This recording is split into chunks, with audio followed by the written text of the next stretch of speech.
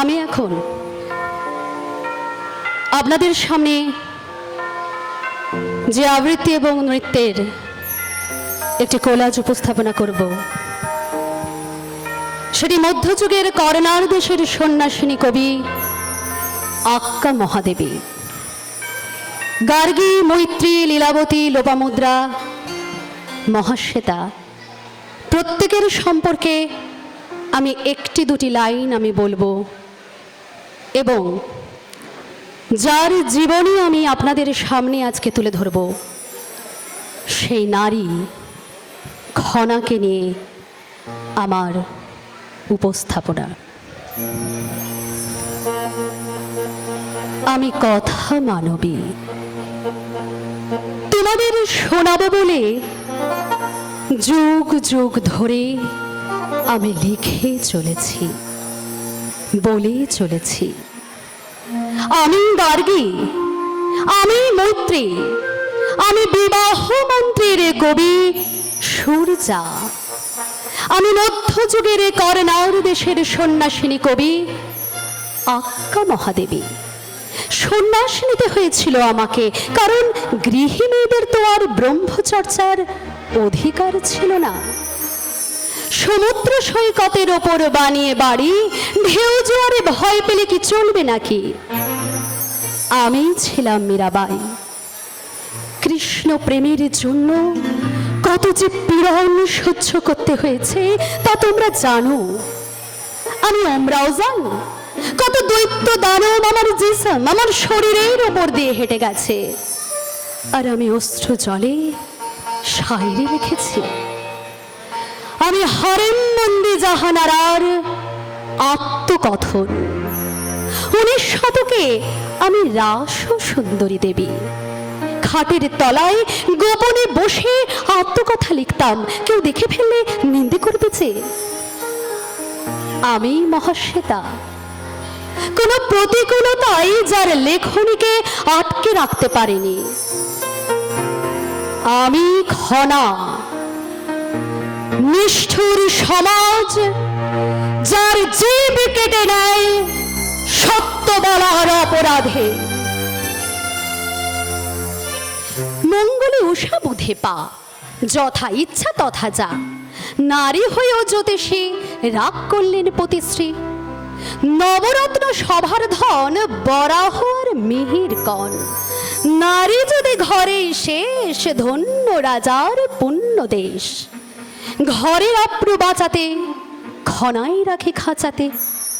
খাঁচা যদি ভাঙতে চাও, ইষ্ট নামের গান গাও। যে গিয়েছে রাজসভা, কেটে নিলাম পাপ জিহ্বা।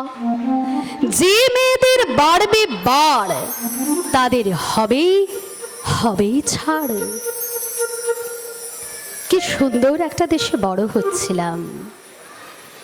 সমুদ্রটা সবুজ আর আকাশ নীলগ্রাম। তুঙ্গে ছিল বৃহস্পতি, আকাশ হাতের তালু। রাহু আর কেতুর ভয়ে চাঁদ সেখানে ঢালু। চাঁদের আলোয় তার সঙ্গে প্রথম শিহরণ। জলে ভাসান বাংলার ছেলে মিহির তনুমন। আয়ুর রেখা গুনতে তার ভুল করেছেন পিতা। আসলে তার পরমায়ু 100 পারমিতা। পুতুল পেশে আবার পুতুল খেলাইল। কখন যেন পুতুল ক্রমে প্রেমিক হয়ে গেল। না হয় সে বয়সে বড়, না হয় আমি ছোট, তাই বলে কি ভালোবাসা আটকে থাকে বলো? গুরুমশাই বুড়ো হলেন, মিহির যুবক ছিল। সিংহলের মায়ার টান কাটাতে চায় সে। মন পড়েছে মাটির টানে বাংলাদেশের ঘাসে। পুঁথি আমার উঠল ভরে বচন এবং শ্লোকে। চাষাভূষার বাংলাদেশে বচন পড়ে লোকে। বাতাস সেই বচন নিয়ে গেল রাজার কাছে। স্বামী শ্বশুর সিটিয়ে থাকেন, রাজা বকেন পাছে। মেয়ে মানুষ বচন লেখে, জ্যোতিষ গুণে ভালো। ওকে আমার সামনে আনো, মুখে ফেলবো আলো। রাজার এই কথা শুনে মিহির বড়ই চমকান। কি করে ওই গুচ্ছ কথা হলো পুঞ্জকান। বউটা বড় বেহায়া তোর, মিহির শুনে রাখ, জ্যান্ত আগুন ঘরের মাঝে এখনই ওকে ঢাক। কোন বাদারে কি শিখেছে জানে না সহবত, বাংলা বধূর মুখ কি দেখে সভার পঞ্চঘট। বলেন, শোনো বৌমা, তুমি রাজাকে বলে দাও, জ্যোতিষ কিছু জানো না, শুধু প্রবাদ আওড়াও। আর না যেন দেখি তোমায় জ্যোতিষ চর্চাতে, এখন থেকে তোমার কাজ বেগুন আলু ভাতে। ওগো বঙ্গদেশ, তোমার বাহুতে মাথা রেখে আশ্রয় খুঁজেছে এতদিন, কেন তুমি আমাকে ঘোমটায় ঢেকে রাখো বুঝতে পারি না আজও। মেরা জ্যোতিষ নয়, মেরা বচন বলবে না, কে বলেছে সব নিয়ম? আমার মধ্যে যদি আগুন জাগ্রত থাকে, তবে কতদিন কতদিন ছাই চাপা দেবে? আমিও যে লিখতে চাই, আমিও যে বলতে চাই, আমারও মুখের ভাষা আছে, সে কথা বোঝার মতো নেই ক্ষতি তোমাদের।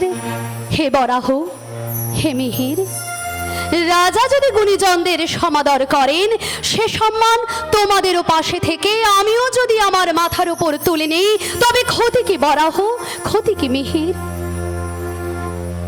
ক্ষতি ছিল বড় ভয়ানক, ক্ষতি হলো বড় ভয়ানক।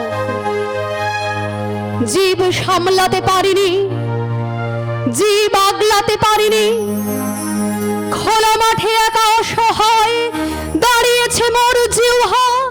চিৎকার করে বললাম, মারবে তো মারো আমাকে, আমি মরে যাব লহমায়।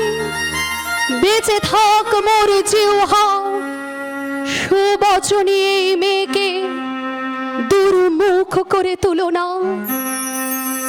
জল্লাদ তবু থামে না, ভয়ানক এক আঘাতে কেটে দিল জিহ্বা, ক্ষণ মরে গেল তখনই আমাদের নারী জিহ্বা। মাঠে পড়ে আজও কাঁদছে, মাঠে পড়ে আজও কাঁদছে আমাদের নারী জিহ্বা।